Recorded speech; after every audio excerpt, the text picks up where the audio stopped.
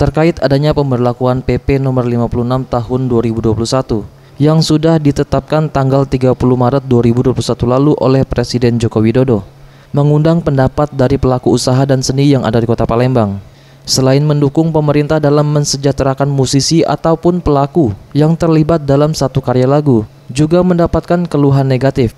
Salah satunya pemberlakuan PP nomor 56 tahun 2021 yang berada di masa pandemi COVID-19, yang mengakibatkan banyak pelaku usaha yang termasuk dalam PP nomor 56 ini yang sudah banyak merugi kini harus memikirkan membayar royalti.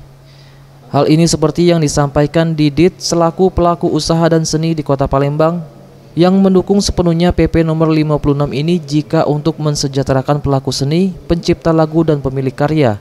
Namun dirinya berharap PP nomor 56 ini masih sebatas sosialisasi, dikarenakan masih berada di masa pandemi sehingga PP ini akan menambah beban dari para pelaku usaha yang harus membayar royalti ini. Di samping itu, sosialisasi ini harus terus dilakukan hingga ada kejelasan bagi semua pihak.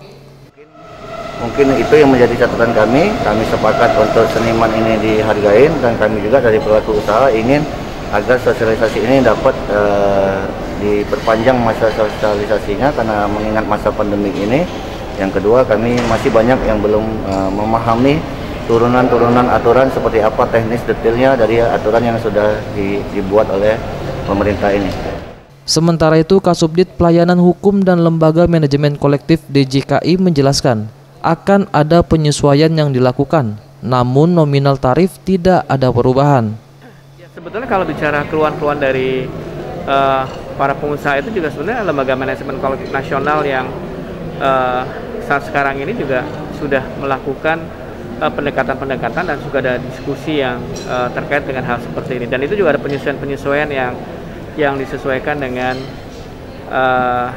keadaan yang sekarang. Artinya umpamanya besaran tarif tadi disesuaikan dengan keadaan yang artinya jumlah nominal tarif tidak berubah, hanya saja mungkin ada penyesuaian di dalam penarikan, yang umpamanya kalau orang didasarkan penarikan berdasarkan umpamanya restoran itu yang biasanya menyediakan 60 kursi, ternyata sekarang hanya 20 kursi dia menyediakan untuk Eza PM, Sriwijaya TV.